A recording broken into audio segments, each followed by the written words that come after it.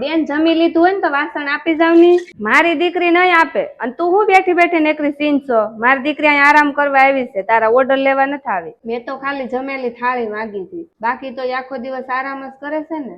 ઘરના કામ બધા હું જ કરું છું. મારી દીકરી અહીંયા આરામ કરે તને સારું નથી લાગતું કા? અને તું કઈ કામ કરીને ઘરમાં નવાઈ નથી કરતી. તું આ ઘરની વહુ છો, તારી ફરજ છે. જા ઊભી થઈને લઈ આવ. હે બા, બેન ને તે નણંદ રોકાવા આવે અને આખો દિવસ ઘરના કામમાં ક્યાંય મદદ ન કરે તો બેન ની હાલત કેવી થાય? તો હું વેવાણ ને એની નણંદ નો વારો ન પાડી દઉં? પોતાની દીકરીને સાસરે જો કામમાં તકલીફ પડે તો તરત દેખાય છે. અને આ વહુ જો સવારથી માંડીને રાત સુધી કામ કરે ને તો પણ દયા નથી આવતી. બેન રોકાવા અહીંયા આવે છે ને મને કોઈ વાંધો નથી. મારે નાના છોકરા છે, ઈ ક્યારેક રડતા હોય. મારે ઈ બધા નું તે ધ્યાન આરે રાખતું જવાનું હોય છે. મારી ભૂલ થઈ ગઈ, મને માફ કરી દે.